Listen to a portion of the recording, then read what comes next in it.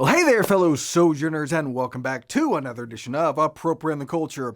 On today's episode, we discuss the upcoming film Snow Off-White and the Multi-Racial Gender Diverse Carnies. I'm Pastor Shane, I'll be your mirror on the wall today as we appropriate some culture.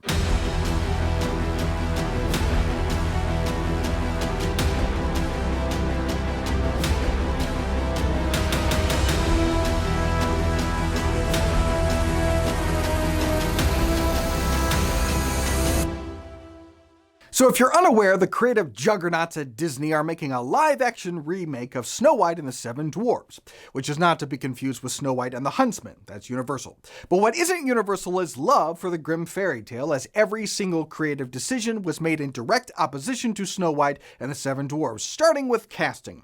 A self-congratulating Disney proudly announced back in June of 2021 that Snow White would be played by a half-Colombian Latina, which is maybe a little strange because Snow White is called Snow White in the fairy tale because her skin is described as being literally as white as snow. Against the pushback, the casting director responded, "I do live in Los Angeles, but I've been to New York, so I've seen snow." And to be fair, it's not the worst Snow White casting because, mirror, let's be real, Kristen Stewart was at best the third fairest in just the cast.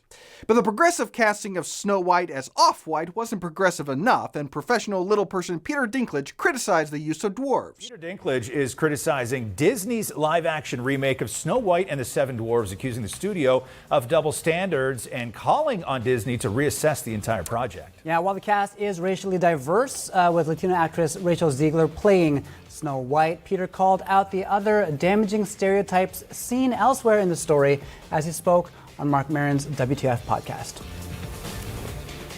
There's a lot of hypocrisy going on, I gotta say, from being somebody who's a little bit unique, front row seat to some... Really? Like what? Like what do you see?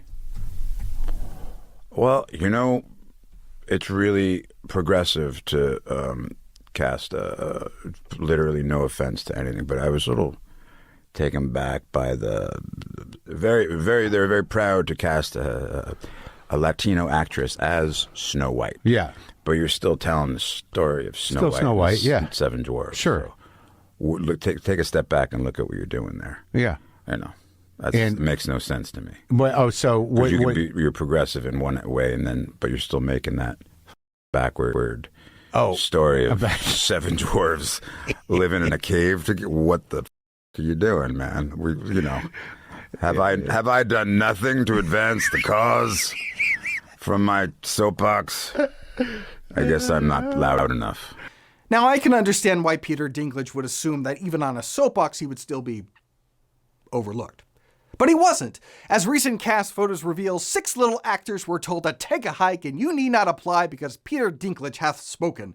After all, having work is belittling to little people. Progress. But the photos caused so much mockery that Disney put out a statement saying that the photos were fake. Then they had to backtrack. They were not so much fake as unofficial.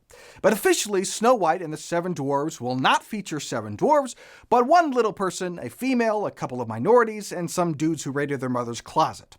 It's a little less catchy of a title, so they're going to stick with misnomer. But pigmentation and height is not the only adjustment coming to the Disney remake, as the actress explains. You were bringing a modern edge to it on stage. What do you mean by that?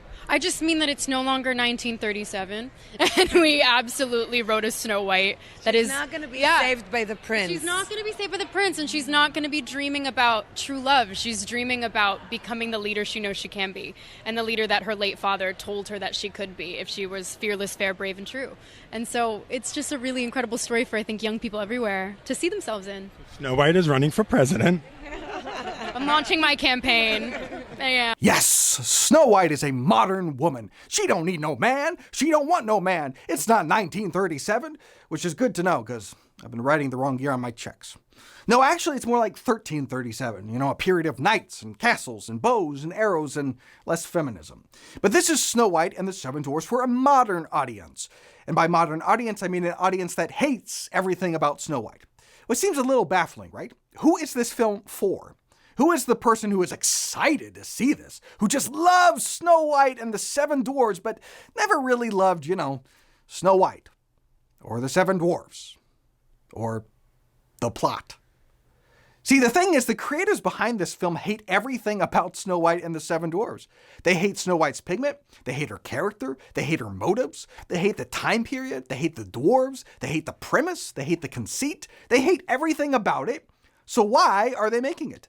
That's like asking me to write the screenplay to the Tom Brady biopic, which I would do, tenderly telling the story of Tom Brady being born in San Mateo, California to Mr. and Mrs. Satan, and following his journey as he ascends the heights of the NFL by bribing referees, and how he bravely overcame a physical affliction in which he would uncontrollably poop his pants after every win, played by Steve Buscemi, because it's for a modern audience. So the obvious question is, if you don't like Snow White, then why don't you make something else? Now, of course, there's a business answer. Name recognition matters, and familiar IP is a more certain way to make a buck.